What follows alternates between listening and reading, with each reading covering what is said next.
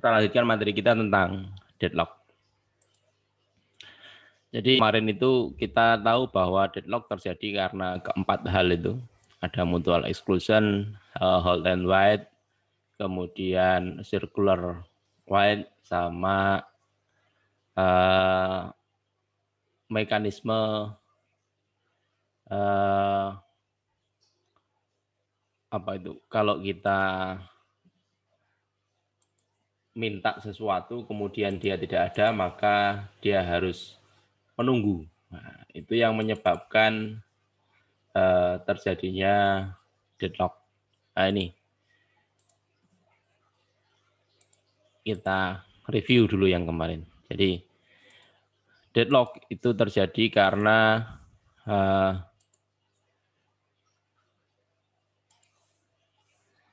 mutual exclusion, kemudian hold and wait, lalu no prevention, ada kemudian circular wait. Ada proses ya sumber daya yang tidak bisa disela gitu ya. No prevention. Nah, sebenarnya kemarin kita sudah mengoptimalkan keempat hal itu agar tidak terjadi deadlock. Ya. Kalau hold and wait, maka sebisa mungkin dia kalau sedang menunggu sumber dayanya itu bisa di-share, maka dia di-share terlebih dahulu. Mutual exclusion, jangan sering-sering membuat mutual exclusion kalau memang tidak dibutuhkan, tetapi kalau memang dibutuhkan ya silakan mutual exclusion. Kalau hanya read saja jangan menggunakan mutual exclusion. Kemudian non pension itu dibuat agar ya kalau memang dia tidak bisa disela, misalnya seperti printer ya tidak apa-apa dibiarkan, tetapi kalau dia bisa disela nanti boleh sumber daya yang dipegang itu bisa di-share ke orang lain, ke proses yang lain. Lalu circular wait kita dengan menggunakan urutan, di mana kalau dengan adanya urutan itu tidak ada proses yang saling menunggu. Nah, nanti kita bahas lebih lanjut tentang urutan ini. Nah, kita coba kita balik lagi ke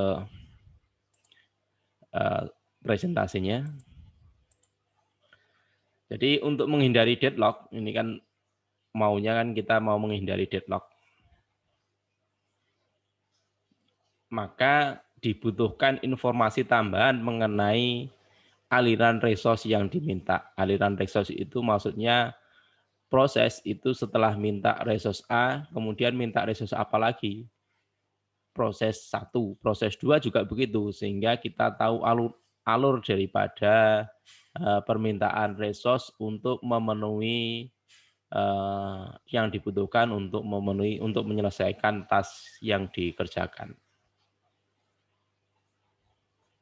Jadi dengan adanya yang informasi tersebut kemudian kita urutkan, ini sangat berguna dan membutuhkan ke setiap proses menentukan resource maksimal dari setiap type yang diinginkan. Jadi dengan adanya informasi yang semacam itu, sistem operasi bisa tahu kebutuhan maksimal saat sedang berjalan gitu ya.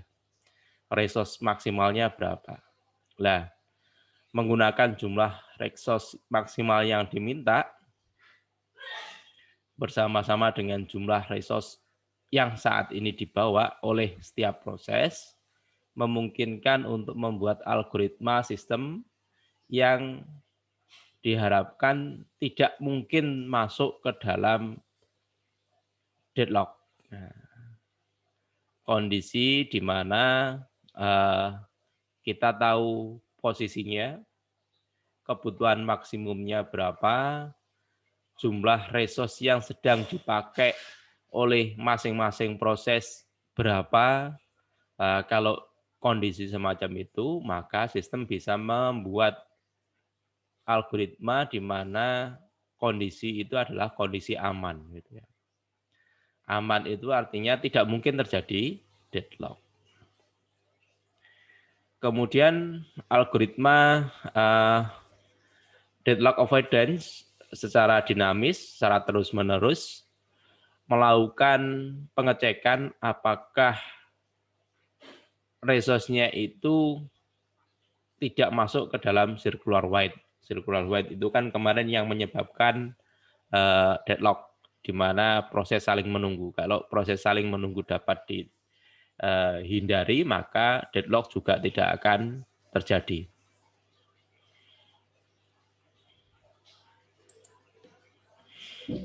Nah, ini tadi yang sudah kita singgung, ada yang namanya safe state. Safe state itu adalah sistem mengalokasikan resource untuk setiap proses sampai maksimal dalam beberapa urutan dan masih dapat mencegah terjadinya deadlock. Artinya, kalau resource maksimalnya itu masih bisa dipenuhi oleh ketersediaan resource yang ada, OS kan punya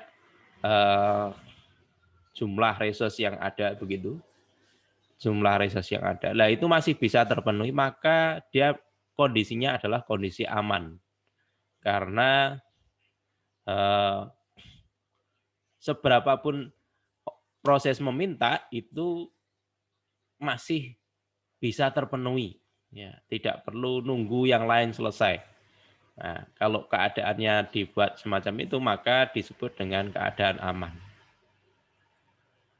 Safe state bukan deadlock state. Maksudnya ini bukan safe state ya. Unsafe state bukan deadlock state. Keadaan tidak aman itu belum tentu terjadi deadlock. Ya, tapi deadlock state atau kondisi deadlock itu pasti berada pada kondisi tidak aman. Ini unsafe ya. Ini unsafe. Tidak semua unsafe terjadi deadlock, tetapi unsafe memungkinkan untuk terjadi deadlock. Selama kondisinya safe state, ya OS akan aman, pasti akan terhindar dari deadlock. Jadi deadlock terjadi pada kondisi di mana tidak aman. Jadi grafiknya semacam ini. Kalau dia berada di safe state, maka tidak mungkin terjadi deadlock. Karena deadlock itu pasti di unsafe state. Tapi unsafe state belum tentu terjadi deadlock. Ada kadang-kadang dia ada di wilayah-wilayah yang tidak terjadi deadlock. Di sini kan tidak deadlock. Deadlocknya ada di tengah-tengah itu. Ya. Anda UTS, Anda sudah menguasai semua materi, berarti safe state, kondisinya aman. Anda tidak menguasai materi, berarti kondisinya unsafe. Tapi belum tentu UTS-nya tidak bisa. Bisa jadi yang keluar di UTS itu pas yang Anda kuasai, tapi tidak, padahal Anda tidak menguasai semuanya. Lah itu unsafe tapi tidak deadlock gitu ya. Deadlock apa? Yang keluar UTS kebetulan yang tidak Anda kuasai, lah itu deadlock. Contohnya seperti itu.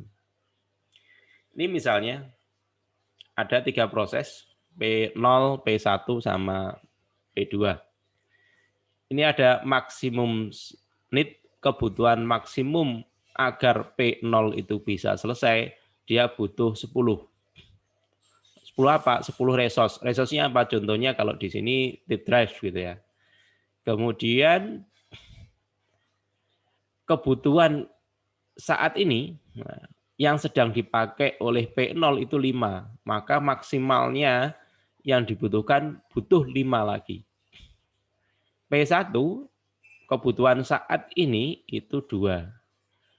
Kebutuhan maksimalnya 2, berarti dia masih butuh 2 lagi. P2 saat ini dia butuh 2. Tapi kebutuhan maksimal untuk menyelesaikan proses itu 9, maka dia masih butuh tambahan sebanyak 7. Pada saat T0 itu awal permulaan waktunya pertama kali, sistem dalam keadaan safe state dengan urutan proses P1, P2, P0, P2. Kita tahu bahwa sistem mempunyai 12. Mempunyai 12. Kalau urutannya P1 berarti yang ini. Kalau kita lihat 5 tambah 2 tambah 2 itu berarti ada 9. Totalnya 9. Sementara yang sedang dipakai itu 9. Nah, totalnya 12 berarti masih ada sisa sebanyak ini 9 digunakan yang terpakai, 12 dikurangi 9 sebanyak 3. Ada 3 yang kosong. Kalau ada 3 yang kosong, yang dikerjakan P1 terlebih dahulu. P1 tadi 2 maksimalnya 4. Berarti untuk menyelesaikan P1 butuh 2 lagi. Berarti kan aman, masih sisa 1. Setelah dia selesai, maka P1 itu melepas semua resource yang ada. Berarti P1 setelah dikerjakan dia butuh tambahan 2 untuk mencapai 4. Berarti setelah selesai dia yang 2 dan 2 lagi tadi yang barusan dipakai itu dilepas. Berarti dia ini 3-nya jadi 1. Ini 3-nya jadi 1. 1. Kemudian karena dipakai 2 untuk menyelesaikan P1. Setelah itu dikembalikan lagi, dua-duanya dikembalikan. Berarti kan 2 yang dipinjamnya ini tadi, 2-nya ini, ditambah 2 yang ini, berarti 4. Ini 4 dikembalikan ke 1, ditambah lagi 4 dikembalikan. Sementara sistem masih ada 1, berarti dia setelah P1 selesai, maka ada 6 resource yang tersedia. 6 resource, kemudian yang dilakukan adalah P0. P0, 5 yang dikuasai, maksimalnya dia 10. Sementara kita punya 6, berarti kan bisa terpenuhi. Berarti kan nanti 6 diambil lagi, 5 sisa 1 untuk menyelesaikan P0. P0 selesai, maka yang 10, 5 tambah 5, 10, jadi 11. Ini 10 tambah 1 ini, tambah 1, jadi 11. Ada 11 yang tersisa. 11 ini digunakan untuk menyelesaikan P2. P2 maksimumnya 7. Karena dia sudah menguasai 2, kurang 7. Padahal kita masih punya 11. Berarti aman. P2-nya terselesaikan. Perubahan kondisi dari kondisi safe ke unsafe jika pada T1 proses P2 meminta dan dialokasikan 1 tambahan tape drive, hanya P1 yang terpenuhi. Kalau pada T plus 1, T berikutnya, P2 ini meminta tambahan, meminta dan dialokasikan 1 tape drive, hanya P1 yang terpenuhi. Ini P1, T1, P2, P2-nya minta tambahan 1 tape drive. Kalau dia butuh 5, kemudian misalnya pada P2 ini minta tambahan 1 tape drive. Minta tambahan menjadi ini jadi 3. Tadi kalau urutannya T1 kan waktu P1 dikerjakan. P1 dikerjakan tadi butuhnya 4, lalu dia ada 2, yang tersisa itu saat itu kan ada 3. 3, kemudian dia meminta dipakai, kan tinggal 1 saja. Tinggal 1 saja ini, tinggal 1 dipakai 2. Kemudian dia minta tambahan 1 lagi. Kalau dia minta tambahan 1 lagi habis gitu ya. P1 selesai. Nah, kondisinya menjadi kondisi unstate.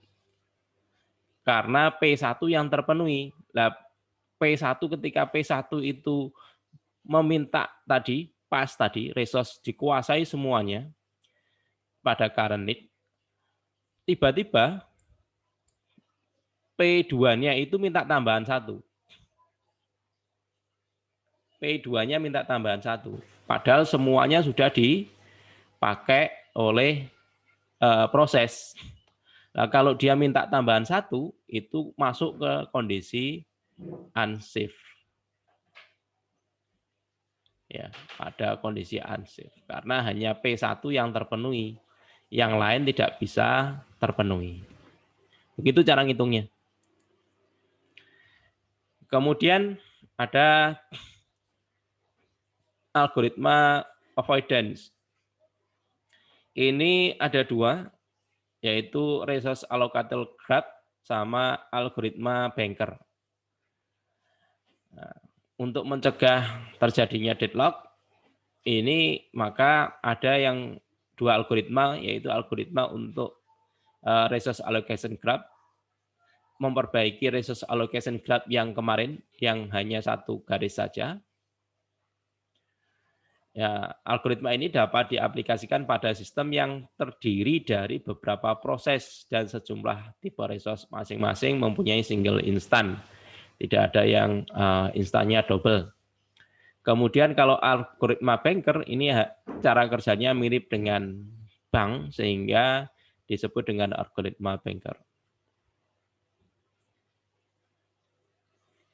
Nah, bank itu dalam kondisi aman jika bank tidak pernah mengalokasikan uang kontan yang tersedia jika tidak memenuhi semua kebutuhan semua customer. Kalau uang konstannya memenuhi kondisi kebutuhan customer, maka disebut dengan kondisi safe gitu kalau di perbankan. Algoritma dipilih karena dapat digunakan untuk sistem banking untuk menjamin bahwa bank tidak pernah mengalokasikan uang kontan yang tersedia jika tidak memenuhi kebutuhan semua customer yang ada. Kita ke algoritma yang pertama dulu, resource allocation graph. Kemarin kalau resource allocation graph kita hanya ada panah P1 menuju R1, yang itu menandakan bahwa proses itu meminta resource tersebut, atau R menuju ke P, di mana resource tersebut sedang dikuasai oleh proses. Kalau P ke R itu berarti artinya P meminta. Kalau R ke P itu R dikuasai, sedang dipakai. Kan begitu yang kemarin. Nah, ini ditambah lagi satu aturan lagi, dibuat suatu garis putus-putus sama dengan yang P ke R-nya ditambah dengan garis putus-putus. Bila RJ dilepas oleh P, assignment H R ke RJ ke PI dikonversi kembali ke claim H. Artinya begini, garis putus-putus itu ditandai bahwa P itu sedang meminta. Kalau meminta belum di-assignment kan, belum diberikan, diberi garis putus-putus. Dan garis putus-putus itu belum dijadikan garis lurus kalau dia belum betul-betul selesai, belum betul-betul meminta. Jadi hampir mirip membacanya seperti kemarin, P1 ini sedang menguasai R1, P2 ini meminta R1 dan dia pesan, pesan ke R2. P1 juga pesan ke R2. Nah, ini kondisi yang di atas, ini kondisi diminta itu ada kemungkinan dia menjadi kondisi tidak aman kalau terjadi sirkular semacam ini. Nah, kalau tadi kan P2 itu meminta R2. Lah kalau dia tiba-tiba dipenuhi, R2-nya itu sedang dipakai oleh P2, maka kan garisnya jadi gini. Kalau garisnya begini, maka dia akan jadi kondisi unsafe, tidak aman. Nah, kalau kondisi tidak aman, ini jangan dipenuhi dulu. Ini jangan dipenuhi dulu. Dibiarkan berjalan dulu semuanya. P1 jangan sampai dia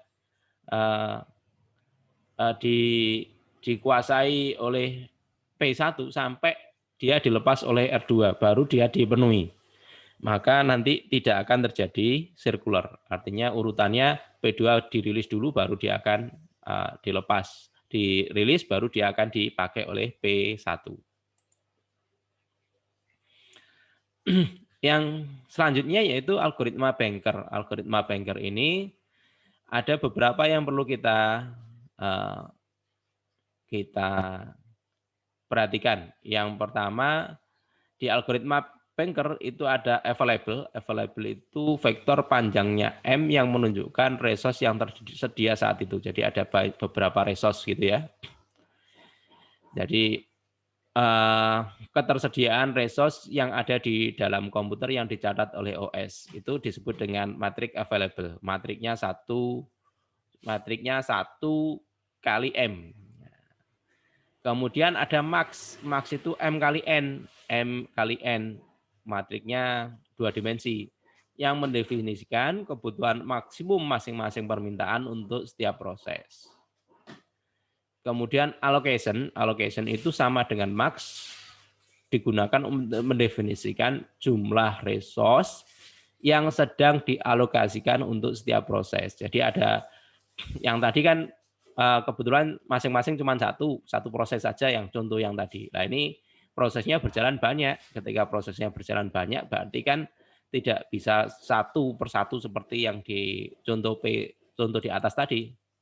Contoh yang ini kan cuma satu saja matriknya. Nah ini kalau ini kan yang satu bukan prosesnya tapi resource-nya. Nah ini kalau resource-nya lebih dari satu, tidak hanya TIP-TF, ada resource yang lain, maka matriknya kan tidak hanya satu baris gini. Current-nya kan jadi banyak. Max need-nya juga jadi banyak. Nah, kalau max-nya sebanyak apa? Sebanyak resource yang tersedia. Makanya yang di sini adalah ini available itu adalah yang ada jumlah keseluruhan yang saya tulis tadi, saya tulis ini. Available-nya ini kan ada 3, berapa ini kalau di sini kan ada 3 totalnya, ini kan sisanya 3 gara-gara dipakai oleh semuanya ini. Itu yang dipakai 9, kita punya 12, berarti sisa 3 itu available. Kemudian max itu kebutuhan maksimum dari masing-masing proses. Lalu allocation itu yang sedang dialokasikan, yang sedang dipakai. Need itu menunjukkan sisa yang sedang dibutuhkan.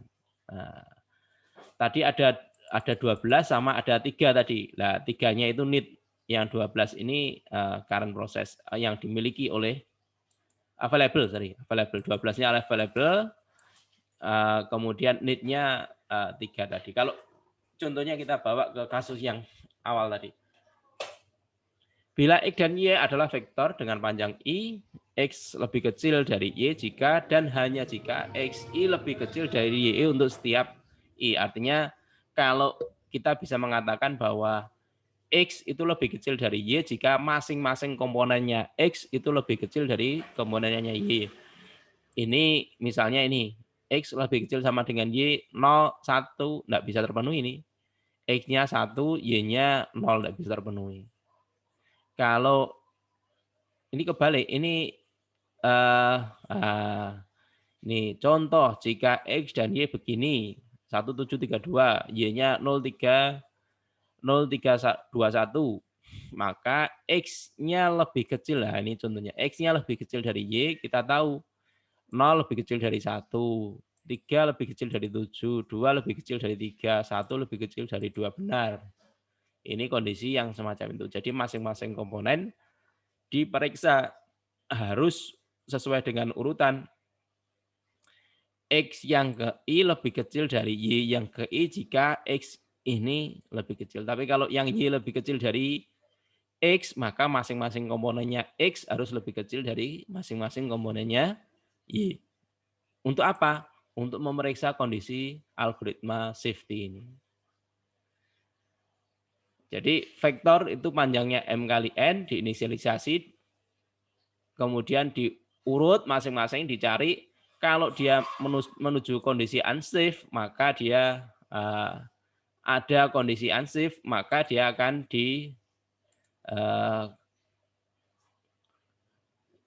masuk kondisi ke unsafe state. Kalau masuk kondisi unsafe state berarti mungkin terjadi deadlock.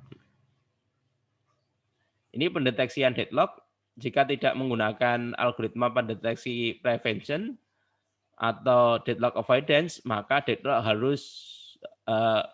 mungkin terjadi, maka sistemnya harus menyediakan pendeteksian, mengetes deadlocknya itu terjadi atau tidak. Kalau terjadi segera diperbaiki. Nah, seberapa lama ngetesnya ini juga akan harus periodik. Kalau semakin sering diperiksa, maka sistem juga akan menuju ke repot, meriksa terus-menerus. Tapi kalau periodiknya lama tidak diperiksa, begitu nanti dia akan terjadi deadlock, maka tidak terdeteksi sampai periodiknya dia. Ada dua algoritma untuk mendeteksi deadlock. Algoritma yang dapat diaplikasikan untuk sistem yang terdiri dari single instant maupun setiap single instant untuk setiap resource. Algoritma yang dapat diaplikasikan untuk sembarang sistem, misalnya sistem yang terdiri dari beberapa instan dari setiap resource. Jadi instannya bisa tunggal, bisa juga banyak. Algoritma pendeteksinya, nah ini yang saya terangkan tadi. Kapan, seberapa sering? Kalau sering dilibatkan maka dia akan, nah ini perlu riset dan perlu adjustment, perlu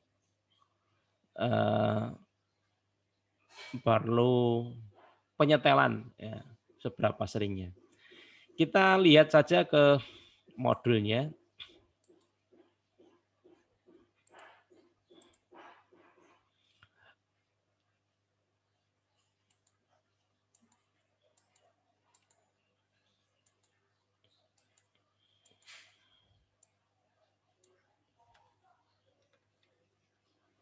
Ini tadi sudah saya jelaskan, silakan dimaknai lagi yang di sini.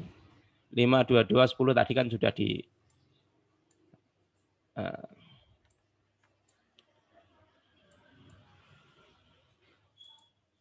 kemudian ini tadi kalau dia putus-putus tadi minta tadi algoritma banker tadi sudah. Ini contoh dari algoritma banker. Algoritma banker M kali N tadi yang saya jelaskan di PPT tadi. Nah, ini contohnya allocation. Ini prosesnya ada 4, 5 ya, P0 sampai P4. Kemudian resource-nya ada 3, A, B, C. Kemudian masing-masing anggotanya, yaitu A-nya 10, maksimalnya 10, instannya 10, B maksimalnya yang dimiliki itu 5, C 5. Nah, kita disuruh memeriksa apakah kondisi yang semacam ini safe apa tidak. Allocation berarti yang sedang dialokasikan. Ini maksimum kebutuhan dari P0. P0 itu maksimum kebutuhannya A sebanyak 7. Butuh A sebanyak 7 untuk menyelesaikan. Butuh B sebanyak 5. Butuh C sebanyak 3. Sementara dia sedang memakai B dikuasai 1. Berarti untuk menuju 5 berarti butuh B-nya butuh 4 lagi. Nah ini butuh 4 lagi. Ya, need-nya berarti butuh 4 lagi. A dia butuh menyelesaikan maksimalnya 7. Dia sudah menguasai belum? Belum. Berarti kan 7 dikurangi 0 jadi ini 3 dikurangi ini jadi ini. Jadi need itu adalah max dikurangi allocation. Max dikurangi allocation muncul need. Available itu yang dibutuhkan, yang memungkinkan. Dari mana ini angka ini? Angka 3 ini. Ini 2, ini 0 ditambah 2, ini 5, 7. Berarti A pakai sebanyak 7. Sementara A ada 10, berarti sisanya 3. Sisanya 3. Bisa ya menghitungnya. B ini 1, 2, nih berarti 2. 2 yang sedang dipakai 2. B itu 5, berarti kan 5 dikurangi 2 sebanyak 3. C itu 5, ini yang dipakai 5 ini. Allocation kan berarti yang dialokasikan 5. Kalau 5 dia punya 7 berarti sisa 2. Ini available. Cara ngitungnya begitu. Allocation-nya C bagaimana? Ya ini tinggal dilihat maksimumnya berapa. Ini kalau 3 dikurangi 2, 1 berarti ya di sini. Sistem keadaan shift, keadaan selamat itu maksudnya keadaan shift gitu ya. Jika urutannya P1 buktikan kalau P1 dikerjakan, terus dikembalikan lagi. P3 dikerjakan, dikembalikan lagi. P4 dikerjakan, dikembalikan lagi. Ini aman katanya dia. Tapi dia tidak aman jika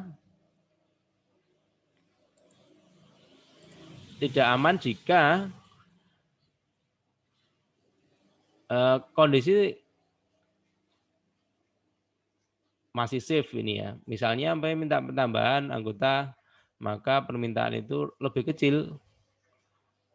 Urutannya benar. Kalau urutannya benar berarti kondisinya masih safe. Setelah mengeksekusi ternyata urutannya P1 dan seterusnya memenuhi kriteria safe state tadi. Kalau kebutuhannya semuanya dipenuhi, itu masih memungkinkan terjadi bukan kondisinya adalah kondisi safe.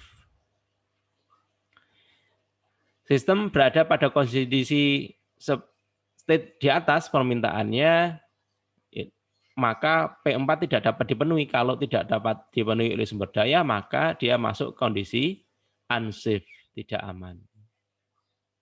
Ya, kalau ini tadi kondisinya P4-nya tidak dapat dipenuhi, kalau misalnya urutannya berubah ini, setelah berubah begini, maka dia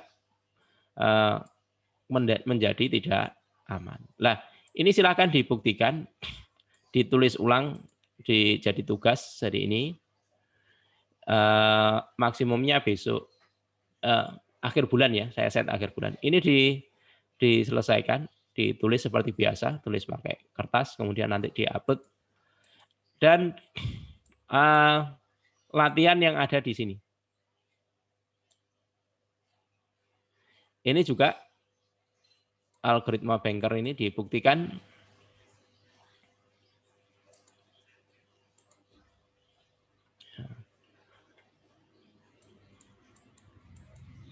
Lalu sama latihan soal nomor 1. Oh, 1 saja, enggak, jangan khawatir. Kok kurang nomor 1 saja. Ini ada sampai nomor 5, 2, 3, 4, 5, 5-nya ada ABC. Ada yang ditanyakan? Dicoba dulu.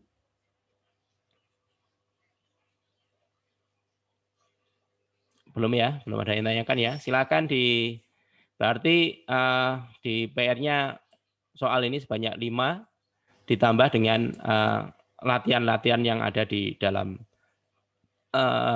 soal ini. Kalau ini belum, saya kira kemarin sudah di-share modul ini. Kalau belum bisa di-download di sini. Kalau tidak ada yang tanyakan, kita break dulu. Nanti 9.40 kita lanjutkan dengan praktikum dari OS. Ya, kita break dulu ya. Sambil break, silahkan diamati lagi ini modulnya dan seterusnya, difahami, dipelajari lagi, dan dikerjakan tugasnya. Baik, kita akhiri teorinya. Assalamualaikum warahmatullahi wabarakatuh.